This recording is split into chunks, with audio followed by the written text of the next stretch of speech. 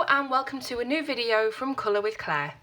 I'm hoping this will be the start of a brand new series if it's something you guys want to see, so please do let me know in the comments after you've seen the video if you'd like me to continue with this series. And what I thought it would be is me colouring a picture with the same colour across all of my different art supplies. So in this video I'm going to be using all of my blue art supplies to colour one picture. The next video could be red, pink, orange, green, and I thought we'd do a whole playlist and a whole series of videos. So again, let me know in the comments if that's something that you do want to see.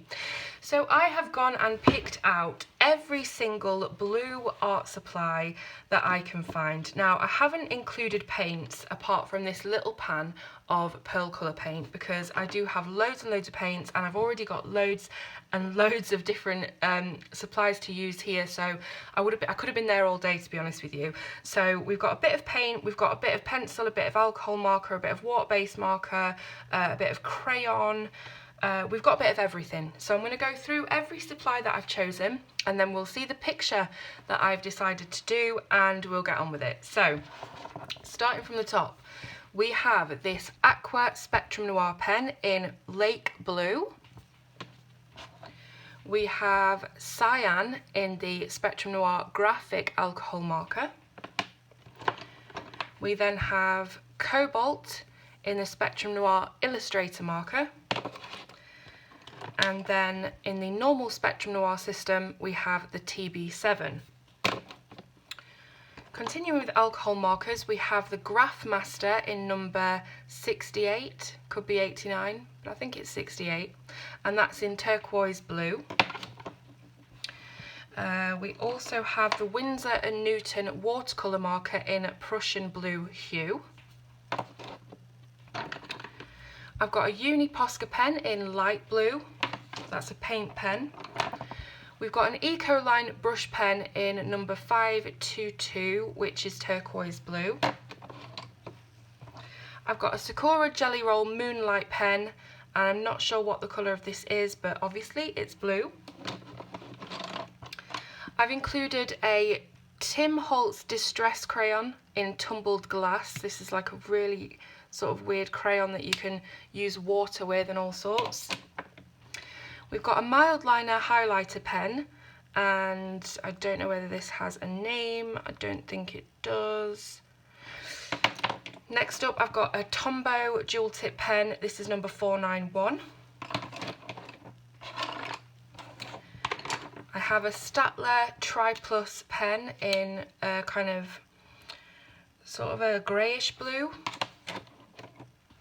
I've got a Staedtler Tri Plus fine liner pen in a nice light sky blue, and I've got a Staedtler Tri Plus broadliner pen.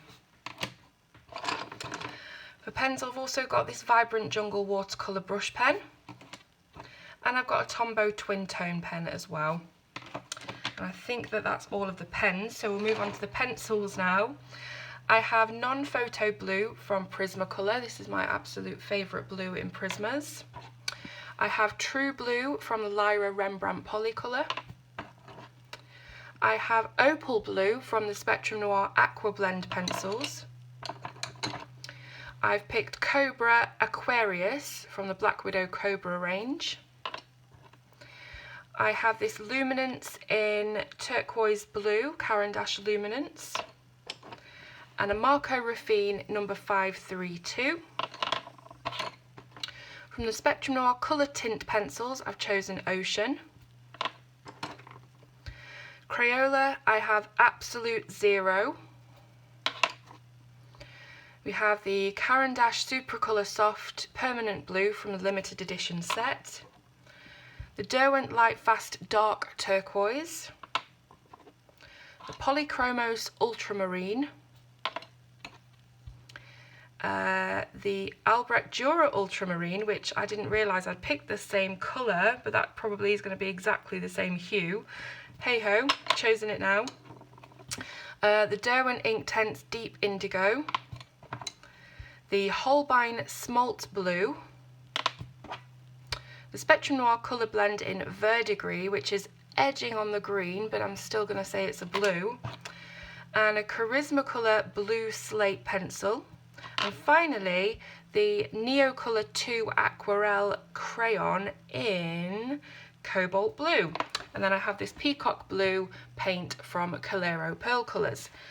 So, this is going to be a huge undertaking, I think, but I also think it's going to be really, really fun as well. Now, the picture that I've chosen, I thought with it being blue, we need something watery. And what better than the Lost Ocean Artist Edition by Johanna Basford, because we are using mixed media. So this is going to be able to take lots of different supplies, different medias. And I've chosen this Skull and Crossbones. And I chose this because it's not too tiny of a detail. Like, for instance, this one here is just incredibly tiny with the detail, but this one's nice and sort of wide, so we've got a lot of room to play with our bigger, thicker markers. We've also got lots of different elements, so lots of different pens can be used for lots of different elements. It's not just a lot of big areas.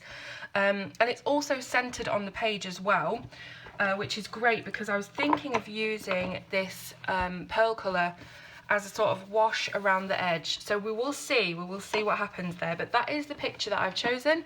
These are the supplies that I'm going to use, and I hope you enjoy the video. Okay, hold your horses, because before we get started, I thought it would be a really good idea to actually swatch out all of these supplies in one place. I do have them all swatched out in my sketchbook, but I'd have to keep flipping and looking between the different brands. So I thought I would do it on a piece of paper first, and then I can see exactly what shades we've got to work with. So here are all of the different blue hues and tints and tones that we have here to work with. We've got lots of very, very light blues, lots of sky blues, very rich warm blues, and also a lot of deep dark blues as well. And of course we have this beautiful Coliro paint at the end as well. So here are the palettes that we are working with, or here is the palette, and yes, off we go. Okay, so my original plan with this piece was to do the lighter blues all the way around the edge of the skull, slowly gradiating down into the centre of the skull with the really dark, deep blues. But I soon realised that this wasn't going to work how I saw it in my mind.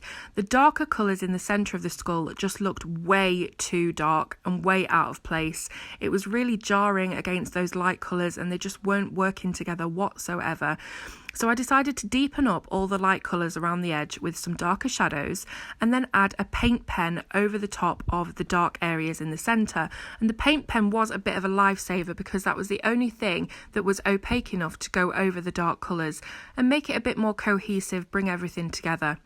On the crossbones, I just added in all the light colours first, and then learned from my mistakes by just adding shadows and dark bits in different places where I thought they'd look best, rather than keeping it to a certain area.